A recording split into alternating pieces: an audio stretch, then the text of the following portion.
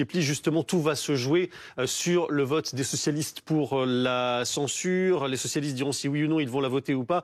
Et la survie du gouvernement, elle va se jouer à quelques voix près. On va faire les comptes maintenant avec nos éclaireurs.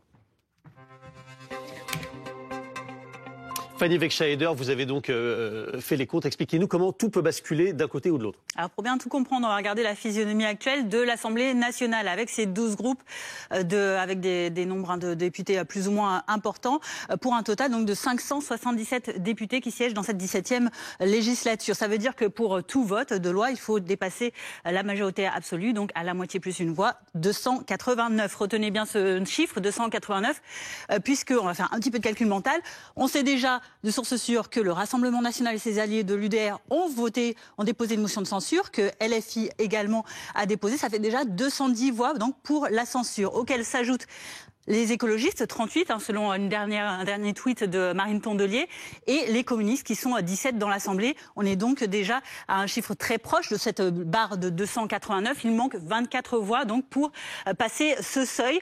Et il pourrait donc être en effet déterminant de savoir ce que vont voter les socialistes, puisque c'est le seul groupe suffisamment important pour dépasser ces 24 voix.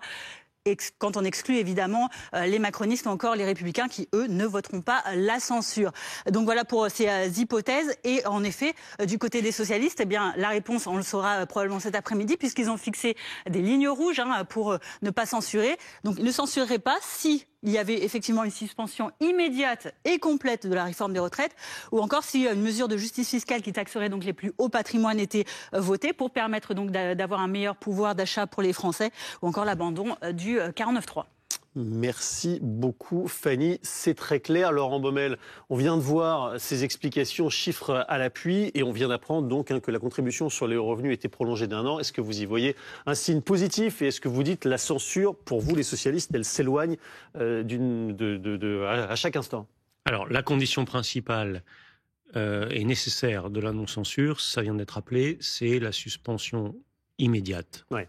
Pas alambiquée, pas ambivalente, suspension immédiate et complète de la réforme des retraites. Si vous entendez ce mot-là, cette expression-là, c'est pas de censure pour l'ensemble du groupe PS. Alors on écoutera quand même le reste de la, bien sûr. de la déclaration de politique générale. Et effectivement, si on imagine que le Premier ministre actuel n'était pas censuré à l'issue de sa DPG, ça ne veut pas dire que les socialistes s'engagent à voter le budget en fin d'année. Ouais. Il y aura quand même un débat budgétaire, et dans ce débat budgétaire, il faudra de nouveau faire des concessions importantes sur la question de la mise à contribution des